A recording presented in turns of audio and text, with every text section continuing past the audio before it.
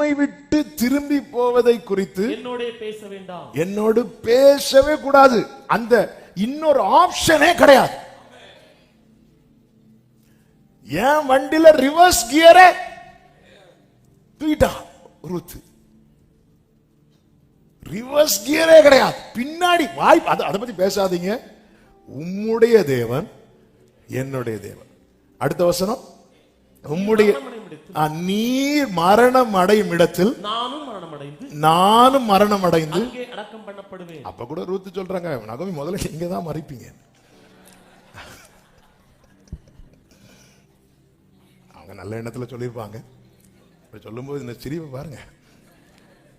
நீர் மரணம் அடையும் இடத்தில் நானும் மரணம் அடைந்து அங்க மரணமே அல்லாமல். எங்க உண்மையிலே வந்து தேவ பிள்ளைங்க தேவனை பார்த்து சொல்ற ஸ்டேட்மெண்ட் மருமக மாமியாரை பார்த்து சொல்ற பாருங்க, மரணமே அல்லாமல்.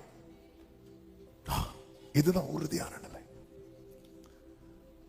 உம்மோடு கூட காவலிலும் வர நான் ரெடி.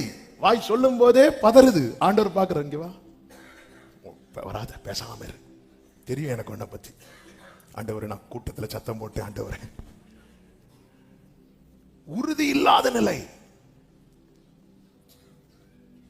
பேதுருவை விலக வச்சுட்டு. இரண்டாவது தவறான தீர்மானம். இயேசு பேதுருவை பார்த்து சொல்லுகிறார், யோவான் 13:36 இயேசு வந்து அவனுக்கு பிரதியுத்தரமாக, பேதுரு அவரை பார்த்து கேட்கிறார், ஆண்டவரே நீர் எங்கே போகிறீர்?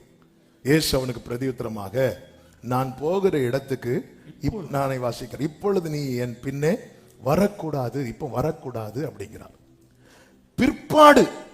பிற்பாடு லேட்டரா என் பின்னே வருவாய் அப்படி சொல்லும் போது பேதுரு அவரை நோக்கி, ஆண்டவரே நான் இப்பொழுது உமக்கு பின்னே ஏன் வரக்கூடாது? வா. ரெண்டு சித்தம் இருக்கிறது, ரெண்டு will. Perfect will, permissive will. Perfect வில்னா தீர்மானிக்கப்பட்ட சித்தம், பெர்மிசிவ் வில்னா அனுமதிக்கப்பட்ட சித்தம். நம்ம லைஃப்ல தீர்மானிக்கப்பட்ட சித்தம் தான் நிறைவேறணும், அனுமதிக்கப்பட்டது. இப்ப பேதுரு பாருங்க, இல்ல நான் ஏன் வரக்கூடாது, ஏன் கேட்டுட்டோம் எங்களை அனுமதிச்சிருவா, சரி பாவா. நம்ம என்ன நினைச்சிருப்போம் தெரியுமா? கர்த்தர் தான் அனுமதிச்சார், கர்த்தர் தான் அனுமதிச்சார். ஆனா அது தீர்மானிக்கப்பட்டதா? இல்ல. புரியும்படி சொல்றேன். சோதோமை விட்டு லோத்தை கையை பிடிச்சு இழுக்கும் போது கர்த்தர் லோத்துட்டு என்ன சொல்லுவார்னா, அந்த மலைக்கு ஓடிப்போம். உடனே லோத் என்ன கேட்பாரு? ஆண்டவர் இந்த மலை வேண்டாம், நான் அந்த சோவாருக்கு போறேன். உடனே அதை கர்த்தர் என்ன செய்கிறார் தெரியுமா? அனுமதிக்கிறார். காட்ஸ் பிளான் என்ன? பெர்ஃபெக்ட் வில் என்ன? நீ மலைக்கு போ. ஆனா இப்ப கர்த்தர் அனுமதித்தது எதுக்கு அனுமதிக்கிறார்? இவன் கேட்டதை அனுமதிக்கிறார். ஆனா இவன் கேட்டு வாங்கினதுல தான் என்ன ஆச்சு தெரியுமா? மனைவிக்கு உப்பு தூண் ஆயிட்டான். நீங்க அதுக்கப்புறம் பாத்தீங்கன்னா இவங்க எங்க தான் வராங்க? திரும்ப மலைக்கு தான் வராங்க. நம்ம லைஃப்ல நம்ம நிறைய கேட்டு வாங்கும் போது, சரிப்பா இதை நான் உனக்கு தருகிறேன், இதை உனக்கு தருகிறேன். இப்ப நாகமான் பாருங்க, நாகமான் வந்து குணம் அடைஞ்சிட்டான். குணம் அடைஞ்சதும் எலிசா கிட்ட வருவார்.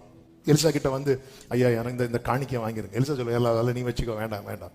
அப்போ எனக்கு ஒரு காரியத்துக்கு கூட பெர்மிஷன் தரணும். என்ன பெர்மிஷன் தரணும்னா, எங்கள் ராஜா போய் அவங்க கோயிலுக்கெல்லாம் போகும்போது நானும் கூட போக வேண்டியிருக்கும். அப்படி அந்த ஒரு காரியத்துக்கு எனக்கு பெர்மிஷன் கொடுங்க அப்படி சொல்லும்போது எலிசா சரிம்பார். இது வந்து பெர்ஃபெக்ட் வில்லா? இது தீர்மானிக்கப்பட்டதா, அனுமதிக்கப்பட்டதா? அனுமதிக்கப்பட்டது. பரவாயில்ல, ஆண்டவர் அனுமதிச்சிட்டாரு.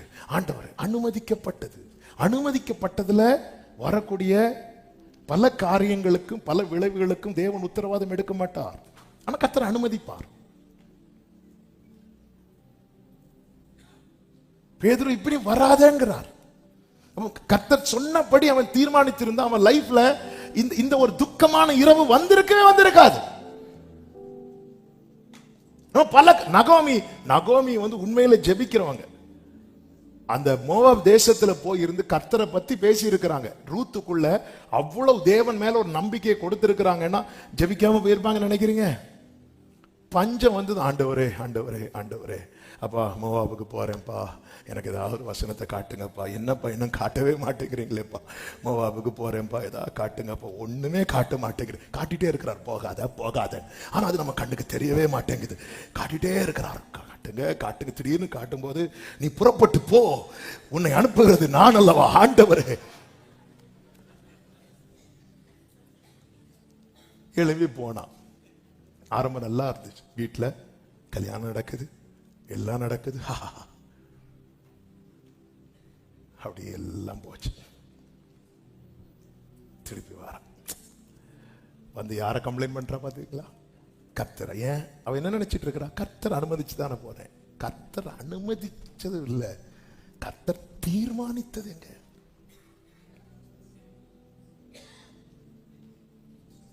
ஈசாக்கு தீர்மானிக்கப்பட்டவன், இஸ்மவேல் அனுமதிக்கப்பட்டவன்.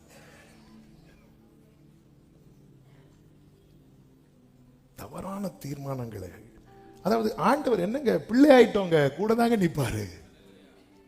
ரிப்பனை கட் பண்ண கூட்டம் வந்து கட் பண்ணிட்டு போவாரு. ஆனா இது என் வாழ்க்கையில தீர்மானிக்கப்பட்டதா இல்லைனா என்னுடைய நிர்பந்தத்துல அநேக பிள்ளைங்களுக்கு பேரண்ட்ஸ் பைக் வாங்கி கொடுக்கிறது ஏற்கனவே தீர்மானிச்சா? முந்தியெல்லாம் 10th பாஸ் ஆனா ஐஸ்கிரீம் வாங்கி தருவாங்க. இப்போ 10th பாஸ் ஆனாலே பைக். அந்த பைக்கு பார்த்தா மூஞ்சி இருக்கிற இடத்துல முதுகு இருக்கும். என்ன செட்டப்னா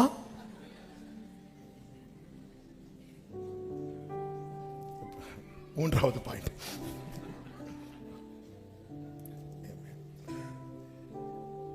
இவன் விலகி போகிறதுக்கு காரணம் என்ன தெரியுமா?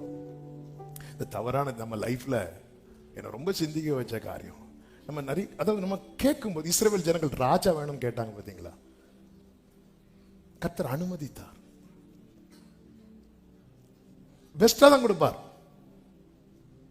சவுல் எப்படி இருந்தான்? நல்ல நல்ல சூப்பரான ஆள், நல்லா தான் தருவார். இல்ல நல்லதான் ஆண்டவர், சூப்பரா இருந்த ஆண்டவரே, நான் பாருங்க ஆண்டவரே, யாரை பார்த்தாலும் கொல்லுற ஆண்டவரே. சாமுவேல வலை வீசி தேடிட்டு இருக்கான். ஜெபம் பண்றதுக்கா? இல்ல, அவருக்கு அடுக்க ஆராதனை நடத்துறதுக்கு. அவர் ஓடி ஓடி ஒளிகிறார். ஆனா கர்த்தரே தீர்மானித்து கொடுத்தாரு பாத்தீங்களா தாவீத? ஜனங்கள் கேட்டதும் எடுத்து கொடுத்தார்.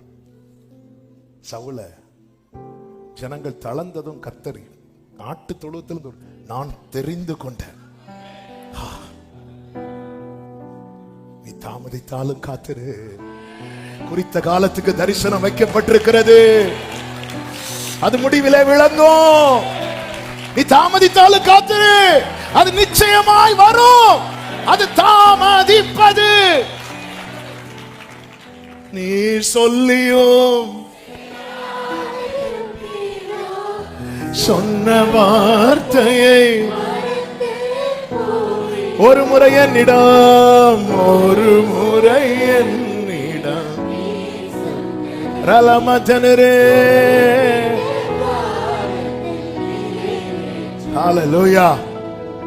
எனக்கு இந்த பாயிண்ட தாண்டி போக மனசு வரல. நான் இங்க ஸ்டாப் பண்ணலாம்னு நினைக்கிறேன். ஹalleluya. வீட்டுல போய் செகண்ட் சர்வீஸ் கேளுங்க. பாயிண்ட் சொல்லி முடிச்சிருவேன். ஆனா இங்க இவன் ஒரு தவறான தீர்மானம் எடுக்கும் போது இங்க ஒரு காரியத்தை நம்மால் கண்டு கொள்ள முடியும். லூக்கா 22:54 வாசியுங்கள். 22:54. அவர்கள் அவரை பிடித்த பின்பு பிரதான ஆசாரியனுடைய வீட்டில் கொண்டு போய் விட்டார்கள். பேதுருவும் தூரத்திலே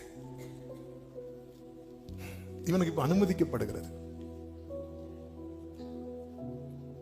இப்ப பேதுரு இயேசுவை தான் ஃபாலோ பண்றான், இயேசுவை தான் வர்ஷிப் பண்றான், இயேசுவினுடைய சீஷன் தான். ஆனா ஏதோ ஒரு டிஸ்டன்ஸ் வந்துட்டு, ஏதோ ஒரு டிஸ்டன்ஸ், ஒரு தூரம். கேட்டா நான் எங்க போறேன்? இயேசுக்கு பின்னாக போறேன். இயேசு எங்க? இயேசு அங்க அப்படிங்கிற. நேத்து வரைக்கும் வேற, இயேசு எங்க? இயேசு இங்க.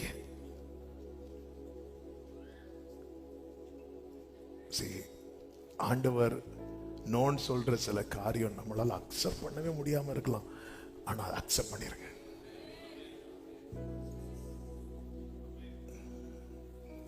ஆமென். நீங்க நல்லா இருப்பீங்க. நாம பார்க்கிறது இல்ல, அவர் பார்க்கிறது.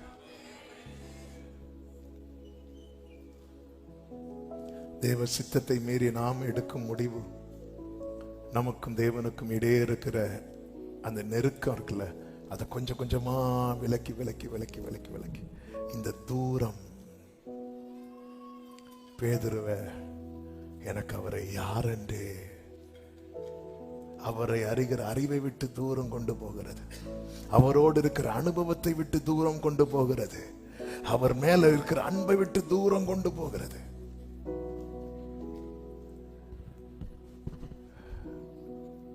மூணு காரியத்தை சொல்லி நான் ஜெபிக்கிறேன். மூன்றாவது, இயேசுவை விட்டு தூரம் போகிற அது நிலைக்க முடியாத மூன்றாவது காரணம் ஜெபம் இல்லாத ஜீவியம். ஆண்டவர் பேதுருவை பார்த்து சொன்னார், நீங்க 1 மணி நேரமாக்காவது என் கூட விழித்திருக்க கூடாதோ. மத்த 26:40-41 நீங்கள் சோதனைக்கு உட்படாதபடிக்கு விழித்திருந்து ஜெபம் பண்ணுங்க. சோதனைக்கு உட்பற்றாத விழித்திருந்து ஜெபம் பண்ணுங்கன்னா என்ன அர்த்தம்னா, உன் பிரேயர் லைஃப் உறங்கிடக்கூடாது.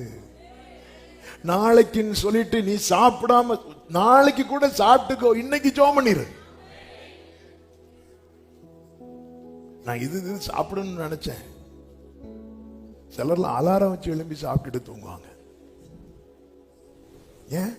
நான் மத்தியானம் சாப்பிட மறந்துட்டேன், அதனால லஞ்சு முதல்ல சாப்பிட்டுட்டு அப்படியே கொஞ்சம் வெயிட் பண்ணா வெடிஞ்சிரும். பிரேக்பாஸ்டும் சாப்பிட்டுட்டு நீ என்ன வேணாலும் மாத்திரு, ஜெபத்தை மட்டும் மாத்திராத. கொஞ்ச நேரமாவது இந்த ஜெபம் தாங்க அந்த பெரிய பிரிட்ஜ்.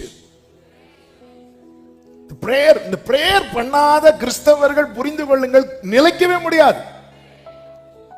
நீங்க என்ன வேணாலும் பண்ணுங்க, சர்ச்சுக்கு என்ன வேணாலும் கொண்டு வந்து கொடுங்க, நீங்க வந்து எவ்வளவு நாள் ஊழியம் செய்யுங்க, நீங்க எல்லா மீட்டிங் அட்டெண்ட் பண்ணுங்க, நீங்க என்ன வேணாலும் பண்ணுங்க. ஆனா உங்க பர்சனல் லைஃப்ல பிரேயர் இல்லைன்னு வைங்களேன்,